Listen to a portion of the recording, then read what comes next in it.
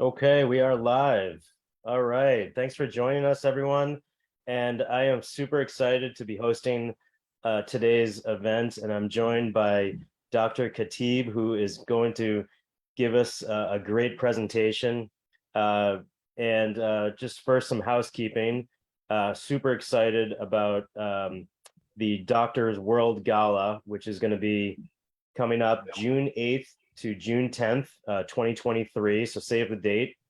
And it is going to be in Sardinia, Italy, for the Doctors World Gala. And we will share the link because registration opens on August 8th.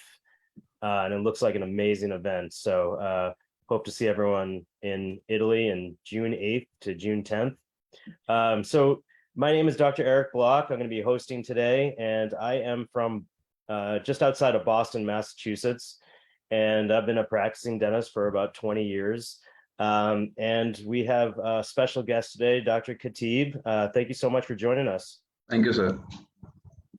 And Dr. Khatib, he completed a postgraduate program in the field of conservative dentistry, and he is an endodontist.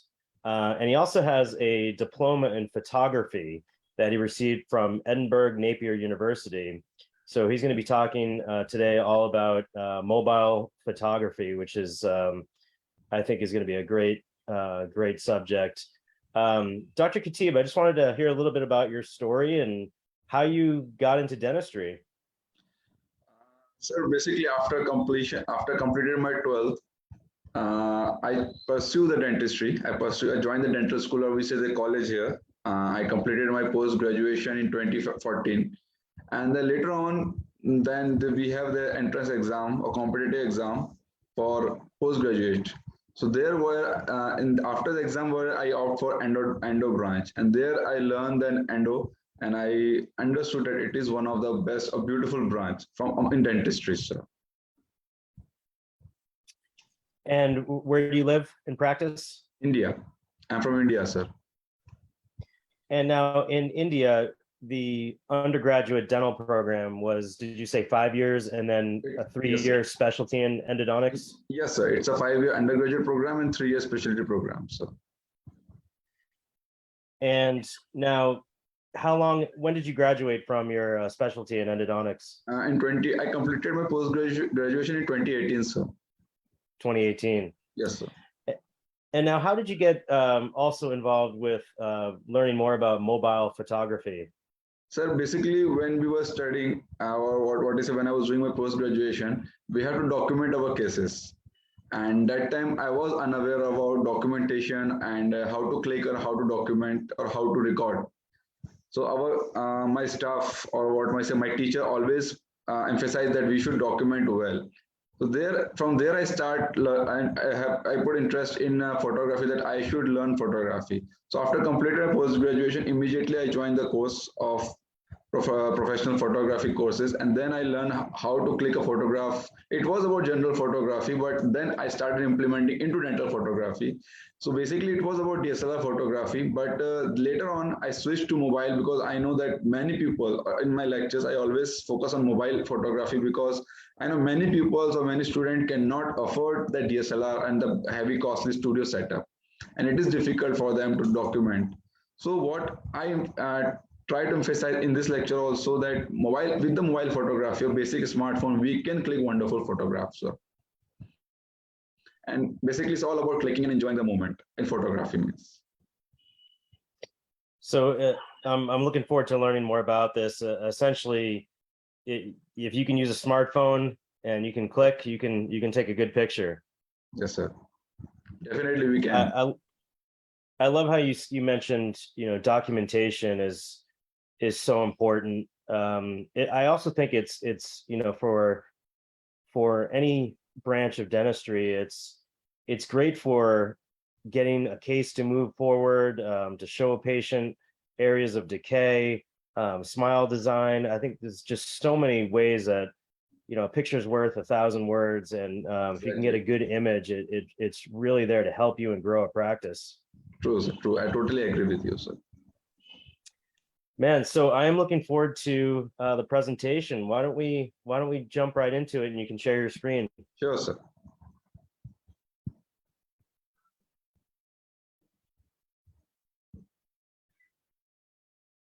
Shall we begin? Yes, please begin. So, very warm good evening to all of you. In India, it is 9:30 p.m. now. So let's begin about dental photography, or what we say that mobile dental photography. So before begin this lecture, I would like to ask this basic question from everyone or all audience, that which picture was taken with a smartphone? It was picture one or picture two? Participant can comment in message section, and the answer will be revealed at the end of the lecture. So let's go in brief about dental photography. Just a second.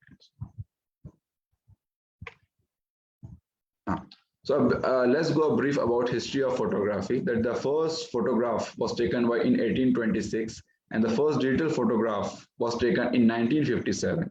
And this era, after early 2000 era, what I said, and today this era is the era of digital photography. From in that era, the most of the photographs are taken through the smartphone. I'm not denying about importance of DSLR. Indeed, DSLR is the essential equipment for photography, but in this era, many photographs or most of the pictures are taken through the smartphone. So the question arises in our mind that why dental photography? Why dental photography is so important and why we should learn it instead of using DSLR or smartphone, but why we should learn dental photography? So it is important because first it is self-evaluation. After doing treatment and after correcting the smile, we can analyze or we can evaluate our work, that how well we did. We can zoom the picture. Definitely we can enlarge in, we cannot enlarge in patient mouth that image. So we can click the picture and we can enlarge it. We can analyze our work, that how well was our work, and we can improvise it our work. And after that, what we can say, the color of tooth, shade matching is one of the most important. So the proper, if we click photograph properly, the shade matching or the color of the tooth issue won't be there. And the next thing, documentation. We can document our special cases, normal cases, and as sir mentioned, all branch, like either in prostho, it's endo, perio, all branch. We can document our work. We can show it to people. We can in education purpose, like we can publish our works. If we have documented well, we can show it to people, others, and even the presentation we can present in seminars also. To protect from medical legal cases, it is important. So suppose if patient sue you, if and patient claim that you have not done the treatment properly, you have the photographs, you have the proof, you have the evidence, you can show it that you have done the treatment properly. For your own marketing and portfolio also, that dental photography is very essential. Here I request to all of you that kindly do not download photographs from the Google or Instagram, because dental photographs are available on social media platform. Kindly do not download it. Why I'm saying, because if you show that photograph to the patient and you promise the patient that you can deliver such type of treatment, and if you're unable to deliver that type of treatment, that will be a negative impact about you on patient. So you do the treatment properly, document it well, and show it to the patient. So how DSLR or a smartphone, anyone, either DSLR, or mirrorless camera, or smartphone, how it capture a photo. I will not go more in technical, just basic about DSLR and mobile photography. That in DSLR, what happened, that light entered through the lens and it hit the mirror and it directed to the pentaprism. Then pentaprism redirect the light to the viewfinder. When the shutter button is released, the mirror lift up and the light enters through the lens and image is recorded on the film sensor. Whereas in the mirrorless camera, in bridge or smartphone, the light enters through the lens and image is recorded on the sensor when shutter button is open. So either it's DSLR or it's a smartphone or bridge or mirrorless camera, the principle are same. The light enters through the convex lens and image is recorded on the light sensitive medium, and we can see the images. So in dental photography, what are the most important equipment? Definitely number one is camera, after that lenses, then proper lighting, mirror, and these are the additional equipment we need, that contraster, retractors. So the first question emerge in our mind when we think about camera, that what type of camera we should buy. if we take talking about general photography, and if we talk about dental photography, the first question always hit in a student mind that which type of camera do you buy? If you're talking about DSLR, so which brand is good? Either it's Nikon, it's Canon, or Sony, or some other brand, which is better? That's the first question always hit in our mind. If we talk about mobile photography, so it is Android is better or is iPhone is better? So this is the question always hit in a student mind or as a beginner mind. The answer is it does not matter either you drive the Mercedes or the basic car. Important is how well you drive. So the answer is it's not important which type of camera do you use for your photography as a beginner, as if you are learning, and if you want to click, just take a camera as a smartphone or DSLR and start clicking. If you are investing in DSLR, keep in mind one thing about dental photography, that size, weight, and the custom shooting mode and the sensor type is important in dental photography. That means if the camera is too bulky, so it's difficult for you to hold it for a long time. So just think before investing in camera and DSLR, the size of the camera, it should not be too bulky. Whereas when we talk about a smartphone, either it's Android or it's an iPhone, it does not matter that which type of smartphone or which you are investing, because with a smartphone you can click wonderful photographies, no doubt at all. So just now I have mentioned about the sensor size, that when we invest in camera, we should think about the sensor size. So why sensor size is so important? We'll see in the next slide. Here you can see that camera have different type of size and image sensors. Okay, well, like medium format, full frame, APS-C, okay, micro four third, 1 and 1/6.3. So here you can see the size of sensor. The bigger the sensor size, the cost of the camera significantly increases. So basically in DSLR, you might heard about full frame sensor and APS-C or crop sensor camera. So in full frame sensor, the size of the sensor is 36 by around 24 mm, whereas in APS-C is 24 by 16 mm. Whereas a smartphone, basically it is roughly around 9 by 6 mm. So you can see the size of the sensor, how significantly affecting. So it affects the image quality.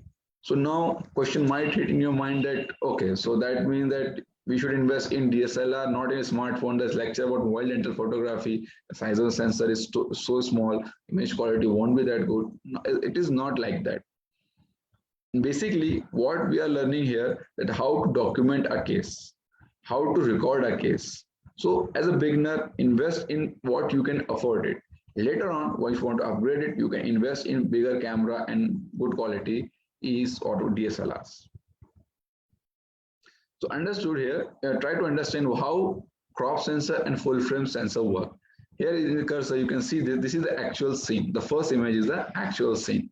This circle means the light coming through the lens.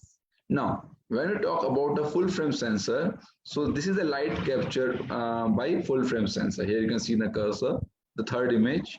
And if you see the more smaller, that means the light capture through the crop sensor. That means crop sensor means, in short, you're zooming the image.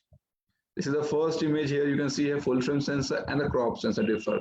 So in the crop sensor means you're zooming the image compared to full frame sensor. That does it mean, simple as that. So here's a short list of recommended setting that you should apply. Before clicking the image, do this. Set the correct date and time. If you are using DSLR, change the color space to adopt RGB. Image quality should be RAW plus JPG and NEF plus JPG for Canon and Nikon respectively. This cannot be done in a smartphone, but white balance should be 5500 Kelvin. Daylight can be changed in smartphone. Then ISO should be between 100 to 200 and focus point should be autofocus point. Now, let's discuss about different aspects about camera. The first is exposure time. What is exposure time? Exposure time means the time how long diaphragm stay open. Okay, so that means the amount of light that hit the sensor is also affected by the length of the time diaphragm that stay open. So when we have long exposure, more light hit the sensor, and when we have short exposure, less light hit the sensor. For dental photography, set the camera exposure to 1/160. In this way, we freeze the moment even if our hand is shaking or our patient hand is moving. So more than that, like 1 by 500, 1 by 2000, it doesn't matter for us. 1 by 6 shift, 1 by 160 to 1 by 250, that is sufficient exposure time for dental photography, because patient is not that moving. This patient is still sitting there. The movement is not there. Here you can see that in the image here, that movement, how we can stop here, like 1 by 200, 1 by 60 and 1 by 1. So shutter speed control the motion. The longer the shutter open, the more amount of light enter and we can get the motion blur. Here you can see that in the image here, this MSK photography, that this what I click here, we capture the motion. What I call this dental galaxy, or the amount of aerosol produced by dental aorta we can see here. So this is what high shutter speed image look like. Next is aperture value. This is the most important aspect for dental photography, and sadly, this feature cannot be controlled by many smartphones. I am not saying all smartphones. In many smartphones, this feature cannot be controlled.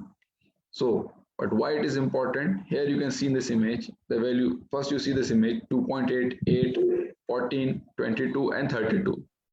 So the bigger the aperture, the shallower depth of field. Smaller the aperture, the more depth of field. What is depth of field? We'll understand. We're going to discuss in next slide. Try to understand. If the larger aperture size is big, the more amount of light will enter and the depth of field will be shallow. That means the less area will be in focus. If the aperture size is small, the less amount of light will hit the sensor and depth of field will be deep. That means more area will be in focus.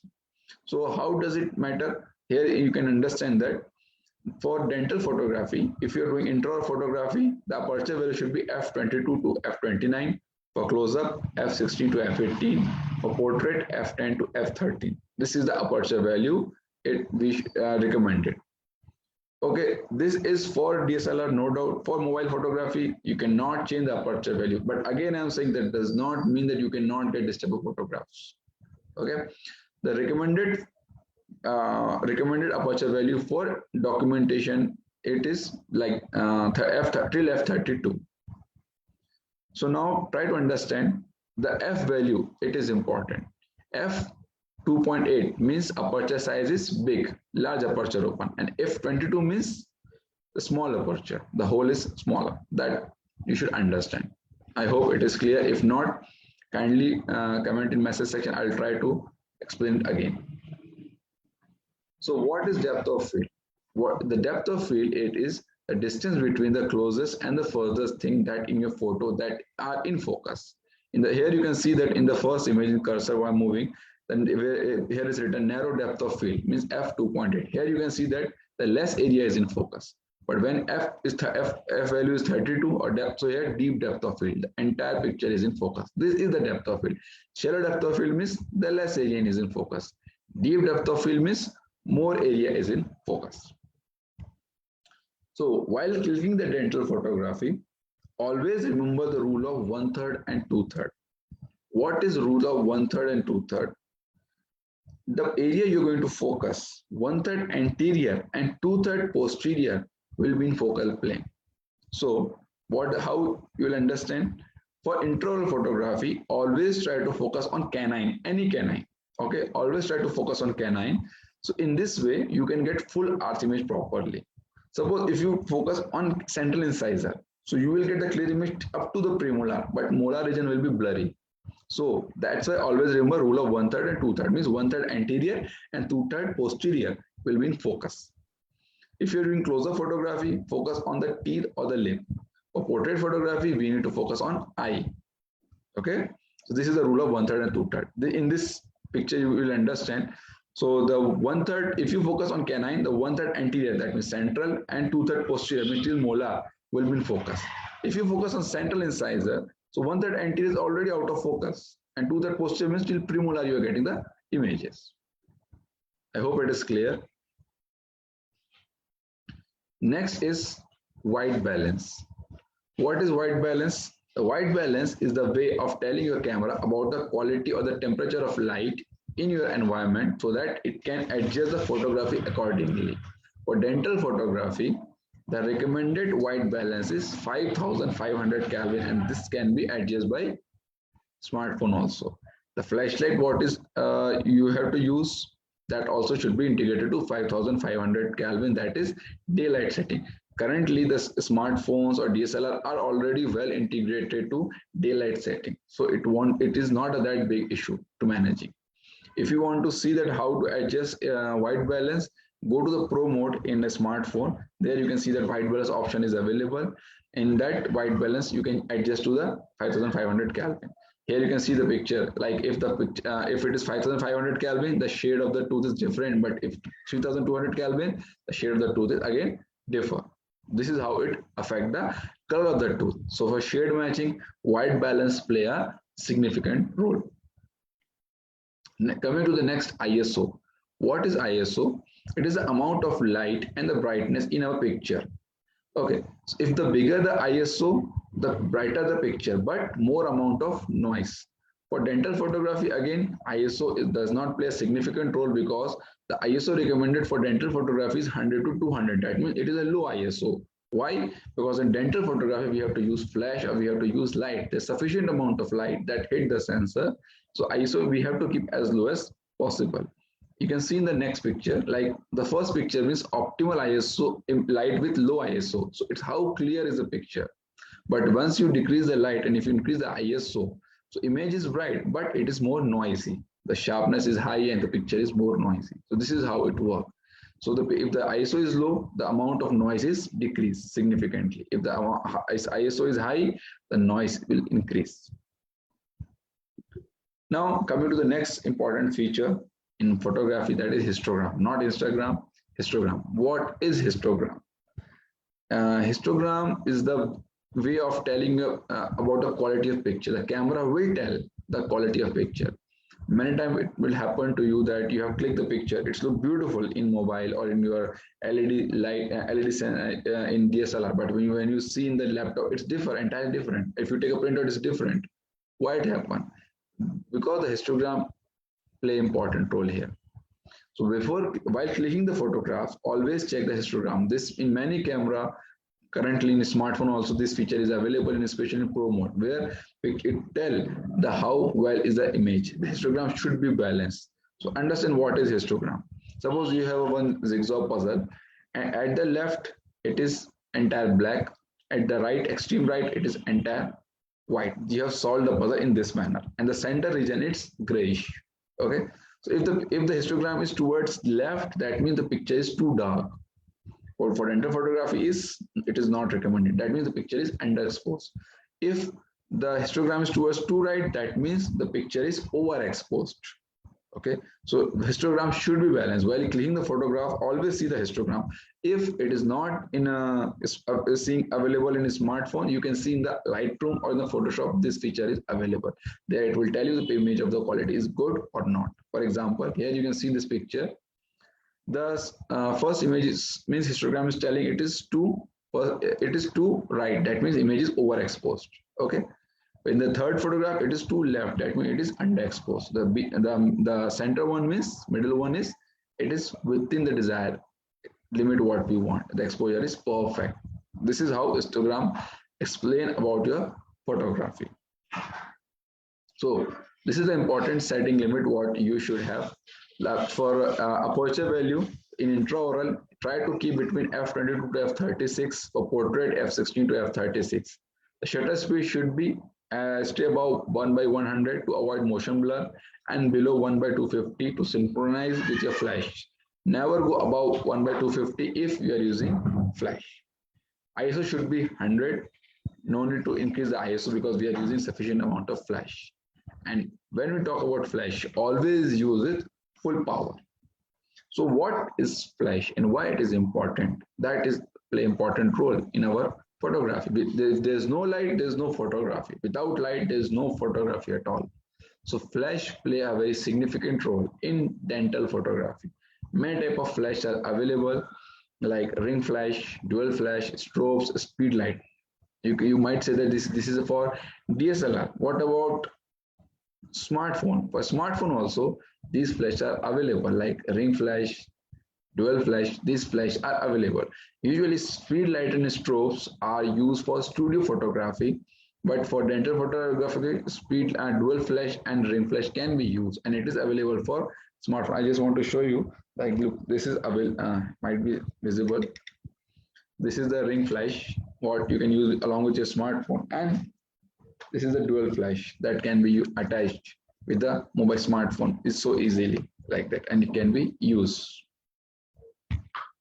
So the problem associated with what is ring flash is ring flash give flat images, and what happen if you move backward, so the posterior region of the teeth will appear dark, and if you come too close to a teeth, so the anterior region will be so over bright or overexposed. So ring flash is so good when you document surgical photography. When you're doing implant, suppose you're doing implant, if you're doing any surgery procedure or perio procedure, that time ring flash play a very important role for documentation. Dual flash play a vital role in dental photography because it is at the angle at 45, it's easy to handle, easy to carry, it can attach to camera, and it is a bit bulky compared to ring flash, but it gives very good quality image.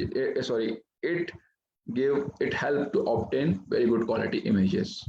When we talk about speed light and strobes, this is for portrait photography or studio setup photography. I'm going to discuss this about strobes and speed light also in upcoming slides. Now this is the image, or you can see that it's with flash and without flash. The first image is all pictures are taken through the smartphone only. There's no DSLR used. The first image is like used by smartphone. Second one is by mobile flash. The third image with ring flash, you can see here the anterior is overexposed, and the last image with the combination of mobile flash and ring flash. This is how flash play a vital role in photography, how image appear with the help of flash. After flash, the next important element or accessory for dental photography is contraster. Why contraster is important? With the help of contraster, you can obtain Photoshop-free black background, and that play a vital role. It is important for your documentation and also for your lab communication also. Just here you can see this image, this I click. So with this contraster, how you're going to use cheek retractor first, and then place contraster at correct position, and then click proper photographs. The camera should be parallel to the teeth. It should not be too high or too low. We're going to discuss all about this in detail, that how we should place the camera, what should be the angulation. So in the upcoming slide, we're going to discuss about this all in detail. Next important accessory is cheek retractor. Okay, the shorter and the wider shape, it is available in type C. This type of cheek retractor you should use so you can retract the oral cavity properly and you can get proper images. Next is mirror. Two type of mirrors are available. One is front surface mirror and next is back surface mirror. Front surface mirror means it is costly, but it obtains good quality photographs. Back surface mirror, it is economical, but in this type of mirror, the image quality is not that good. You will get dual images. That is a problem. Try to invest in front surface mirror. But when you're using the mirror, try to keep in hot water, spray with air during the process and apply liquid. So don't scrub too hard, don't damage it. It's too costly. Now, let's discuss about intraoral photography. I know it was more of technicality and it's quite boring, but now let's discuss what is photography and how to capture a beautiful photographs and what is the technique, what is the tips and tricks, and how you should place a camera and instrument position. These all pictures are taken through the smartphones. None of the pictures are taken from the DSLRs. This is what I just want to tell you, that the power is in your pocket. You can click wonderful photograph with your smartphone. So the correct positioning of is very play an The correct positioning play a very important role in dental photography. Place the cheek retractor properly and hold the camera parallel to the teeth. It should not be too high or too low. If it is too high or too low, the teeth appear very long or very short. So avoid it. What the axis of the lens, it should be perpendicular to the front teeth. Okay. So what are the images you have to click? Lip in repose, relax smile, full smile, the closer shots, full dentition with a retractor, maxillary anterior with 6 to 8 teeth, maxillary anterior with the 6 to 8 with a contraster, and shade evaluation photo. These are the photographs it's required when you're going to documentation, and it is needed for your lab communication also. So when you're positioning the contraster, it should be parallel to the occlusal surface. The contraster should not be too up or too low. Otherwise, it going to affect the shade of the teeth. When you're going to position mirror, intraoral mirror, how you're going to place it? Angle should be between the teeth and the mirror should be 45 degree. The angle, so how you're going to click the photograph? The mirror should not touch the posterior teeth. There should be a gap between the posterior teeth and the mirror. Otherwise, you will not get proper image of the molars. There should be a gap between the posterior teeth and the mirror, and the angle which should be 45 degree with the camera, and then you can take the beautiful photographs. Same for the lower occlusal photographs. The mirror should not touch the teeth. There should be a gap between the mirror and the teeth. Keep the angle at 45 degree between the mirror and the camera and click the photograph. In short, for occlusal, upper occlusal and lower occlusal view, the angle should be 45 degree. Now, when it's coming to lateral photography, retract the teeth, use place cheek retractor, tell the patient or assistant to retract the cheek, and again place the mirror. Same concept that the mirror should not touch the teeth. There should be a gap between the teeth and the mirror. At 45 degree angle, click the photograph. Now, what the most important rule to get good photo is to make them while patient is sitting in a normal chair. I request you, when you're taking photographs, kindly do not take on dental chair. It is not good. I recommend that take a normal chair, tell the patient to sit properly, give a head position, and then take wonderful photographs. If what happens, suppose if camera level is too high, so the teeth appear longer. If camera level is too low, so teeth appear shorter. If camera level is too left, so left part appear broader. And if camera level is too right, so right part appear too broader.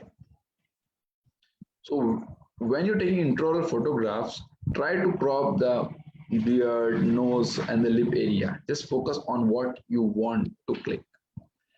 These are the distraction.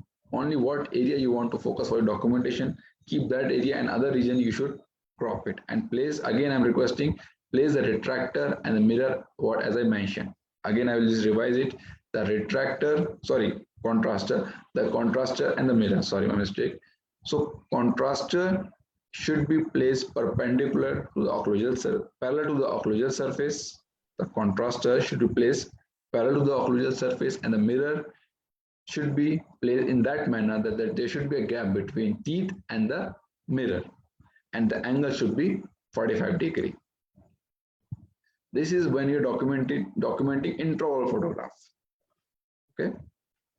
Now, coming to portrait photography, try to keep background black, and there should not be too distraction there. The tables or wheels, or what I say, that table and the floor, they should not be too color or reflective things should not be placed, because it's going to affect the photographs. Okay, keep the background black if possible.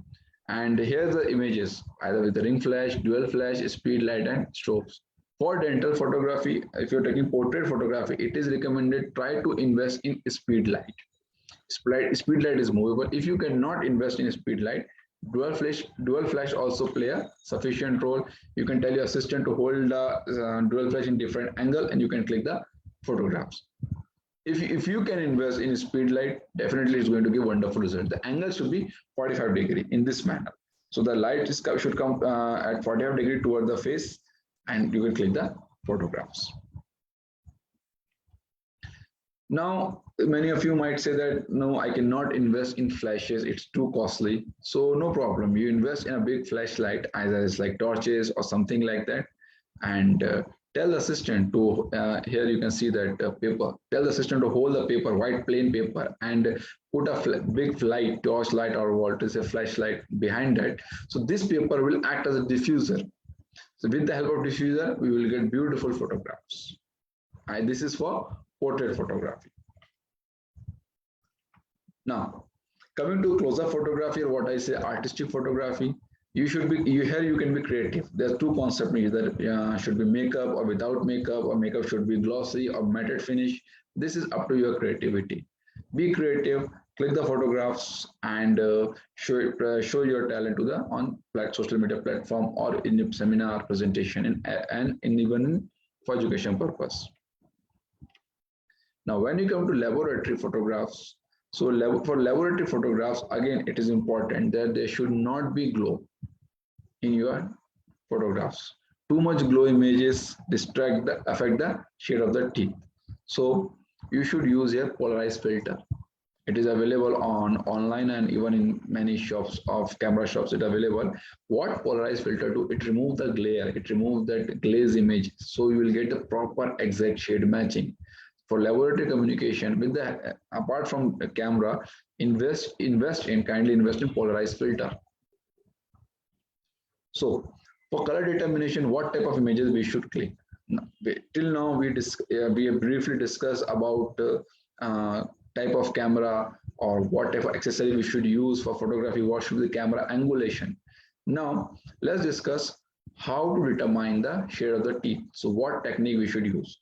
Try to click 4 images for lab communication. First, cross polarized photo. Place a cross polarized filter in front of camera, and then click the image. This type of the first image, what you're seeing here, this type of image you will get. So it will remove the glare from the photograph, it removes that glossiness, and then correct shade matching is possible. Second image should be the normal close-up photograph. Third, try to click with high contrast and low brightness if possible. And the fourth should be black and white. If these 4 images you give to your lab for you use for your shade matching in lab communication, I'm sure the errors of shade mismatching subside significantly. The next is what I say cross-polarizing creative photography. Here, you should not follow any rule. Be creative. These all photographs I have taken with the help of smartphone. This is just I want to show you that with the help of a smartphone, you can click wonderful photographs. All you need to do be creative. For documentation, follow the rule, but apart from documentation, when you want to be creative, don't follow any rule. Just go creative. Take different angulation, look from different perspective, and click wonderful photographs. Now, the recommended software I recommended here, Lightroom, PixArt, and Snapseed. These are the recommended software for mobile photography. If you are using editing in laptop, Photoshop and Lightroom play a very important role, and it is sufficient. But for mobile, these 3 software play a very important role. You can use it. It's very simple, especially Snapseed. As already presets are available, you can edit for your pictures beautifully, and you can show your talent on social media platform. So the answer is what I have asked. Question first slide: which picture was taken with the help of smartphone? Answer is both. Both picture was taken with the help of both pictures are taken with smartphone. So I just want to tell you, keep clicking. Thank you so much. Oh man, that was great.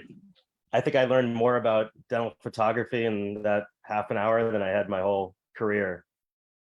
Thank you, sir. Now, I was writing down some questions. Can this be done with any smartphone, such as an iPhone or an Android? Yes, sir. What I suggest is that we should not, I will not say any specific brand. All smart in current times, sir, all smartphones are so good that you can click wonderful photographs with any smartphone, sir. No doubt, if you have iPhone, you will get a good quality photographs. But if even with the Android phones, you can click good photographs, sir. As a beginner, Yeah, what I just say that that camera should be at least more than 12 megapixels. That's what we should focus. That's it. Now, do you recommend that we close the light from the outside, close the shades or close the blinds so there's not too much light coming from the windows or the sun coming from the outside? Exactly, sir. What I recommend, but condition is that we should use flashes. Suppose if you're not using flashes and if you close that light entries, then it's difficult to click the good quality photographs. Noted for creative photography, there are no rules, but when you're documentation, at least we should invest in flashes instead of camera. Camera is important, but invest in flash so we can get good photographs. And what you said, that is also very important, sir, that we should close the window so that distraction, especially if there with a table or other part or a clothing, that reflection images, that definitely affect the shade of the teeth and the quality of the images, sir. Yeah, I love how you said just keep clicking, because don't expect to be perfect at this right away, right? This is going to take time, and you're just going to keep getting better and better at it, correct? Exactly. Yeah, I think this is so. You're an endodontist, and this is a presentation that is useful in any branch of dentistry. It's so important for documentation, for lab communication, patient communication, and I find that it makes you a better dentist too when you have good pictures that you can blow up and make them 10 times the size of the tooth, and you can look at your work. Or show patients, you can educate them better and communicate better. True, sir. I totally agree, sir. Yes, sir. Go ahead. That's what I want to tell our student, that don't get depressed. Just start clicking and explore the dentistry. It is so beautiful branch. Yeah, and get creative with it, and it doesn't have to be expensive equipment, sir. Right? Exactly, sir. This all pictures what you have seen, it is from a smartphone without any costly equipment, sir. Now, as an endodontist, do you take pictures with your phone of like your access and canals? Do you take endodontic images as well? Yes, sir. We can take. I prefer, sir. It's just we have to be in different angulation. We can take a photograph properly, sir. And I click with the smartphone, sir. Yeah, that's excellent. And that must help you, whether it's documentation or just even help you get through a case. Exactly, sir. Now we were chatting earlier before we went live, and yes, Dr. Khatib had some great advice. I wanted to ask you about any advice you can give to a young dentist that's just getting out of school. I just want to tell them that be patient, don't be impatient, and don't think negative about dentistry. Dentistry is one of the beautiful branch, and it have wonderful opportunities. Every day we are learning new about dentistries. There's nothing like we know everything. So we can learn many things. We have to be patient. We have to be creative, and we should enjoy dentistry. At the end of the day, we all will be satisfied. Just don't get depressed after being dentist. Like, yeah, we are dentists. No, we should proud be dentists. Man, that is such great advice. I actually I wrote a book about not being too stressed and the stress-free dentist. I'm going to read it, sir. Also, my second book was the stress-free dental implants. And I promise I'm going to read both books, sir. I'll add the link here on the chat. But I think that is such great advice that you gave to young dentists. This was such a great presentation, and I hope to meet you, hopefully at the gala, which again, I'm going to remind everyone is going to be June 8th to June 10th, 2023 in Sardinia, Italy. And everyone save the date for the Doctors World Gala. Registration opens August 8th. So Dr. Khatib, that was an amazing presentation, and thank you so much for joining us. Thank you, sir.